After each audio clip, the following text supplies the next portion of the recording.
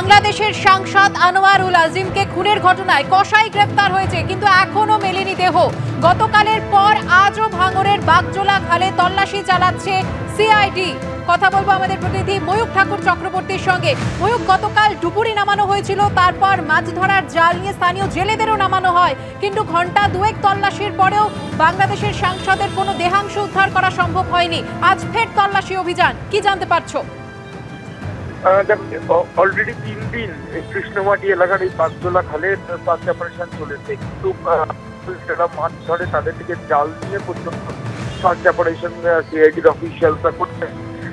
Disaster ম্যানেজমেন্টের লোকজনকে ডুবুরি দিয়ে নিচে নামিয়ে 40% রিকভারি বা মার্ডার হয়েছেন মার্ডার করা হয়েছিল সেগুলো খুঁজে বার করার প্রক্রিয়া সিআইডি করেছিল, কিন্তু এখনো পর্যন্ত পাওয়া যায়নি। কিন্তু তদন্তকারী বলছেন যে আজ সকাল থেকে আবার তারা একই জায়গায় শুরু করেছেন এবং অভিযুক্ত ইতিমধ্যে যে গ্রেফতার হয়েছে সিআইডির হাতে স্টেটমেন্ট নিয়ে সে যে জায়গা বলছে সেখানে কিন্তু সিআইডি আধিকারিকরা জানিয়ে সার্চ অপারেশন করছেন, কিন্তু এখন পর্যন্ত ফ্রুটফুল কিছু হয়নি। অর্থাৎ না ইউজ হয়েছে পাওয়া গেছে, না বডি পার্টস রিকভারি হয়েছে। এবং এরই সঙ্গে তোমার এটাও জানাই যে আজকে বাংলা মেট্রোপলিটন পুলিশের তরফ থেকে ঢাকা মেট্রোপলিটন পুলিশ এবং ওখানকার গোয়েন্দা দপ্তরের বিভিন্ন অফিসিয়াল তারা কিন্তু ইতিমধ্যেই কলকাতা বিমানবন্দরে এসে গেছে। যে খবর যে সিআইডি অফিসিয়ালদের সঙ্গে তারা একটা মিটিং করবে এবং মিটিং এর পরেই ঢাকা মেট্রোপলিটন পুলিশ এবং ওখানকার গোয়েন্দা দপ্তরের অফিসিয়াল তোমার কথা স্পষ্ট করে আমরা শুনতে পাচ্ছি না, আমরা আবারও যোগাযোগ করার চেষ্টা করব।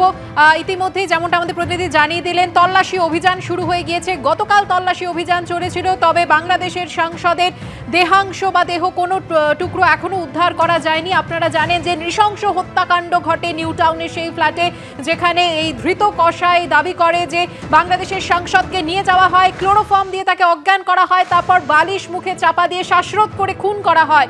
তারপর পরিচয় লোপাট করার জন্য সেই দেহ থেকে চামড়া ছাড়িয়ে নেওয়া হয়েছিল এবং টুকরো টুকরো করা হয় দেহের মাংস এবং হাড়। তারপর প্লাস্টিকের প্যাকেটে মুড়ে ট্রলি ব্যাগ এবং ব্রিফকেসে করে এনে ভাঙড়ের বাগজোলা খালে ছড়িয়ে ফেলা হয়। সেটা এর আগেই সিআইডি তরফ থেকে দাবি করা হয়েছিল। সেই মতো তল্লাশি অভিযান শুরু হয় গতকাল থেকে। গতকাল 2 ঘন্টা ধরে তল্লাশি অভিযান চলে। প্রথমে ডুবুরি নামানো হয়, তারপর স্থানীয় জেলেরা তাদেরকে আনা হয়, তারা মাছ ধরার জাল ফেলে এখানে দেহাংশের খোঁজ করেন, কিন্তু কোনো দেহাংশ গতকাল উদ্ধার হয়নি। আজ সকাল থেকেই কিন্তু ফের তল্লাশি অভিযান শুরু হয়ে গেছে। আজ কিছু উদ্ধার হয় কিনা সেদিকে আমাদের নজর রয়েছে। বাংলাদেশের গোয়েন্দা প্রধান কি জানিয়েছেন শোনাবো আপনাদের। এই ক্রাইমটা কিন্তু এক দেশে বাংলাদেশে তার প্ল্যান হয়েছে, প্ল্যান অনুযায়ী সে এখানে এসে পশ্চিমবঙ্গে কলকাতায় এসে সে প্ল্যানটা বাস্তবায়ন করেছে, অর্থাৎ তাকে হত্যা করে লাশ গুম করার জন্য তার অংশবিশেষ বিভিন্ন জায়গায় ফেলে দেওয়া হয়েছে। এখন আমাদের মূল কাজটা হচ্ছে ক্রিমিনাল প্রসিডিউর অনুযায়ী অপরাধের যেখান থেকে শুরু হয় এবং সেখান শেষ হয়, সেই হিসাবে তদন্তকারী দলকে 2টি স্থানেই পরিদর্শন করতে হয়। মনে করি এই কলকাতা পুলিশের কাছে আমরা এসেছি, আমরা তাদের কাছে সহযোগিতা চাইব। ওই যে আমাদের দেশের আসামি যে কথাগুলি বলেছেন যে কোথায় সিসিটিভি ফুটেজগুলিতে সে কোন কোন স্থানে গিয়েছেন, এগুলি একটু আমরা যাচাই বাছাই করব। এটা জানেন যে এখানে আখতারুজ্জামান সে তো আসলে এখানে মানে সে তো মাস্টার মাইন্ড, পরিকল্পনাকারী, বেনিফিশিয়ারি, মদতদাতা। এখন সে তো এখানে থেকে 10 তারিখে চলে যায়। সে যে এক্সিকিউশন গ্রুপের নেতা যে শিমুল বিশ্বাস, যেখানে সে আমানুল্লাহ নাম দিয়ে এসেছিল, তার উপরে সমস্ত দায়িত্ব অর্পণ করে সে বাংলাদেশ দিয়ে সে বাংলাদেশ থেকে আবার দিল্লি থেকে কাঠমান্ডু হয়ে দুবাই হয়ে হয়তো বা উনি ইউএসএ চলে গিয়েছে।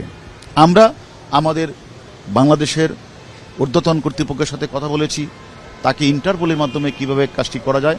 এবং আমরা যে ছবি আপনারা দেখতে পাচ্ছেন, ইতিমধ্যেই তল্লাশি অভিযান শুরু হয়ে গিয়েছে। বাংলাদেশের গোয়েন্দা প্রধান যেমনটা কলকাতায় এসে জানিয়েছেন যে বাংলাদেশের সাংসদ খুনের মাস্টারমাইন্ড তারই বাল্যবন্ধু, বাংলাদেশে বসেই কষা হয়েছিল খুনের ছক, এমনটাই জানালেন তিনি। গতকাল কোনো দেহাংশ উদ্ধার হয়নি বাংলাদেশের সাংসদের।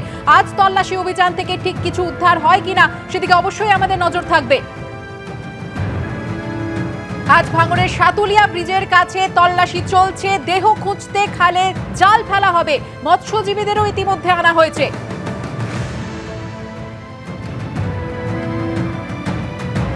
গতকাল প্রায় 2 ঘন্টা ধরে তল্লাশি অভিযান হয়, সেখানে ডুবুরিতে নামানো হয়।